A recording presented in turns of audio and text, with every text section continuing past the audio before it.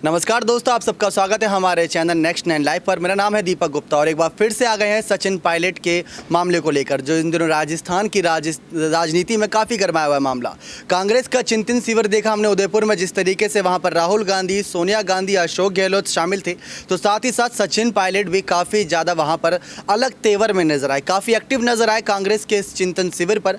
कांग्रेस के इस चिंतन शिविर का समापन हो चुका है, लेकिन इसके बाद क्या कांग्रेस की चिंता बढ़ी है या घटी है? क्योंकि सचिन पायलट इसमें मुख्य चेहरे के रूप में अगर देखा जाए कांग्रेस में, और अशोक गहलोत की सत्ता यहां पर पहले से चल रही थी, लेकिन क्या कांग्रेस सचिन पायलट को लेकर कुछ बड़ा सोच रही है? और क्या उनके इरादों पर, जो सचिन पायलट के इरादे आगे फ्यूचर को लेकर यहां पर उनकी राजनीति है कांग्रेस में और राजस्थान को लेकर, क्या वो साफ होती नजर आ रही है? एक बड़ी खुशखबरी तो ये सामने आई है, वो भी जानते हैं आज हमारे इस खास शो में। निखिल जुड़े हुए हमारे साथ।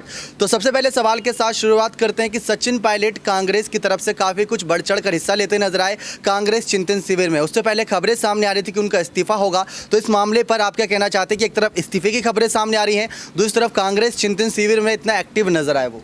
देखिए दीपक, यहाँ पे जहाँ तक की बात उनके इस्तीफे की है, तो इस्तीफे से पहले उनके कुछ मांगे थी कि युवाओं को लेकर के, जो कांग्रेस पार्टी से जो कार्यकर्ता जुड़े, जो युवा है, उनको आगे बढ़ चढ़कर हिस्सा लेना चाहिए। तो वही सेम मुद्दा जो अभी जो कांग्रेस का 3 दिवसीय, जो अभी 3 दिन का जो चिंतन शिविर चला था, उसमें भी उन्होंने यही मुद्दा उठाया था कि 50 से कम उम्र के लोगों, यानी कि जो युवा कार्यकर्ता है, उनको ज़्यादा चांस मिलना चाहिए राजनीति में। तो कहीं ना कहीं कांग्रेस भी इस पर मुहर लगा चुकी, राहुल गांधी भी मुहर लगा चुके। तो एक तरह से हम कह सकते हैं कि सचिन पायलट जो है, जिस की मांग कर रहे थे, वो पूरा हो चुका है। तो यहाँ मुझे नहीं लगता कि वो अब इस्तीफा देने वाले हैं।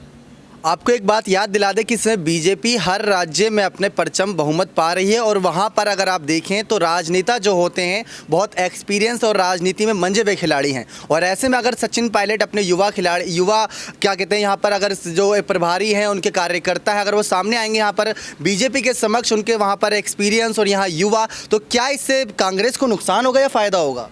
देखिए, यहाँ पे युवा अगर जुड़ते हैं कांग्रेस, क्योंकि आपको भी पता है कि कांग्रेस अब ज़्यादा राज्यों में बची नहीं है।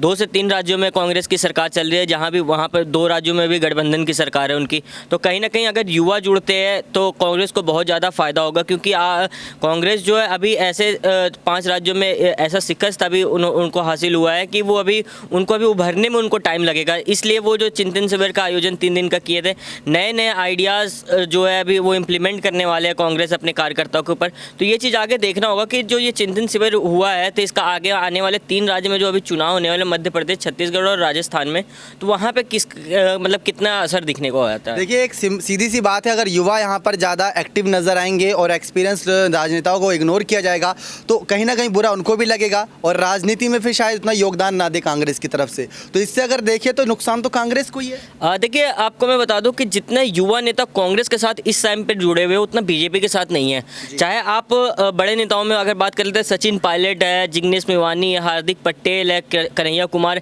ऐसे बड़े बड़े नेता जो युवाओं के साथ डायरेक्टली कनेक्ट होते हैं, जिनका फैन फॉलोइंग से बहुत ज़्यादा है, अगर इनको आप आगे ला करके मौका देते तो कहीं ना कहीं कांग्रेस पार्टी को बहुत ज़्यादा फायदा होने वाला। जी, आपको एक याद दिला दे बात कि कांग्रेस चिंतन जो शिविर हुआ, वहाँ पर जो रैलियाँ हुई, वहाँ पर 50 से ज़्यादा % लोग युवा थे। युवा ने बढ़ चढ़ कर हिस्सा लिया। सचिन पायलट के एक हुंकार पर वो कुछ भी करने को तैयार हैं, और राजस्थान में अगर युवाओं का सपोर्ट सचिन पायलट को मिल रहा है तो सीधे तौर पर कांग्रेस को मिल रहा है। आपको एक बाइट सुना देते हैं जिसमें सचिन पायलट ने कांग्रेस चिंतन शिविर के दौरान कुछ बड़ी बातें कहीं, कांग्रेस के कह सकते हैं राहुल गांधी को काफ़ी कुछ यहाँ पर मान सम्मान देते नजर आए। तो इस्तीफे पद के बीच यहाँ पर मान सम्मान देने की बात आप खुद सुन लीजिए तो आप समझ जाएंगे। हम सब के नेता आदरणीय राहुल गांधी जी, प्रदेश के मुख्यमंत्री आदरणीय अशोक गहलोत साहब, हम सब प्रदेश के प्रभारी अजय माकन जी, गोविंद डोटासरा जी, हरीश चौधरी साहब, तरुण जी, रघु मीणा साहब, मंच पर उपस्थित सभी मंत्रीगण, विधायकगण, हमारी पार्टी के सभी नेतागण, इस विशाल जनसभा में मौजूद नौजवान दोस्तों, आदरणीय बुजुर्गों, माताओं, बहनों, साथियों, मैं सबसे पहले धन्यवाद करना चाहता हूं राहुल गांधी जी का कि आज हम सबके बीच पधारे हैं। और जैसा मालवीय जी ने कहा, आदरणीय सोनिया गांधी जी और राहुल जी इस बागड़ की धरती से, मेवाड़ से, राजस्थान की धरती से असीम प्रेम और प्यार करते हैं। और यहाँ की जनता भी जब जब राहुल जी, सोनिया जी यहाँ पर आते हैं, हजारों लाखों की संख्या में आकर आप सब उनको आशीर्वाद देते हो। मैं आप सबका बहुत बहुत धन्यवाद करना चाहता हूं। आज एक बहुत बड़ा काम सरकार ने किया है।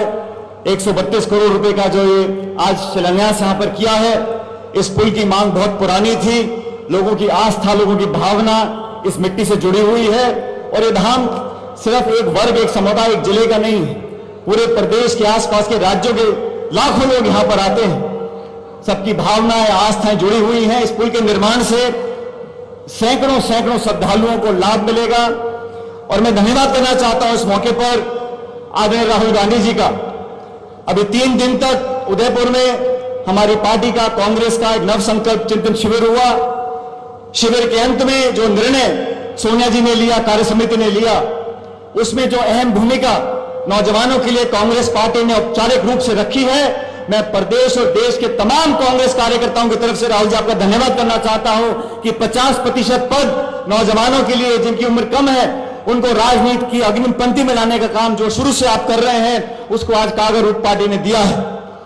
हमारा संकल्प जो हमने लिया है, जनता के बीच में जाना, जनता से जुड़ना, नौजवानों को समझना, पदयात्राएं करना, और जो नारा जयमाकन जी ने कल मंच से दिया है, भारत जोड़ो का नारा, इस नारे को कांग्रेस पार्टी का एक कार्यकर्ता राजस्थान समेत पूरे देश में हम फैलाएंगे और जहर और नफरत की राजनीति जो भाजपा आरएसएस करती है, उस राजनीति को खत्म करने का, उस नफरत को, उस आक्रोश को, उस आक्रमण को, उस हिंसा को, उस द्वेष की भावना को खत्म करने का काम अगर कोई करेगा तो राहुल गांधी जी करेंगे, कांग्रेस पार्टी करेगी।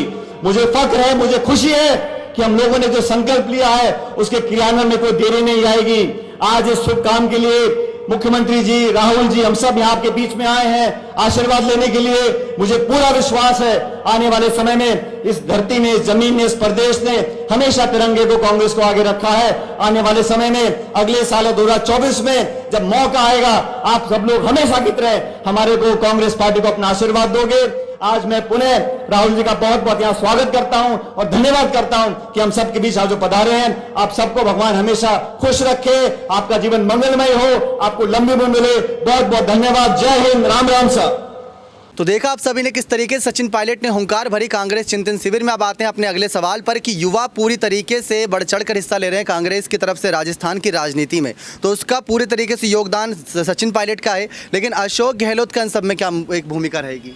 देखिए, अशोक गहलोत अभी तक युवाओं को लेकर के कुछ नहीं कर रहे थे। जब तक सचिन पायलट ने अपने उप मुख्यमंत्री पद से इस्तीफा नहीं दिया, उसके बाद बहुत सारे यहाँ पे जो कह सकते हैं कि आपसी फूट भी चला है यहाँ पे राजस्थान कांग्रेस में। तो कहीं ना कहीं अशोक गहलोत अगर चाहते तो उप मुख्यमंत्री पद से सचिन पायलट को इस्तीफा ना देना पड़ता, लेकिन यहाँ पे अशोक गहलोत चाहते ही नहीं थे कि युवाओं को चांस मिले।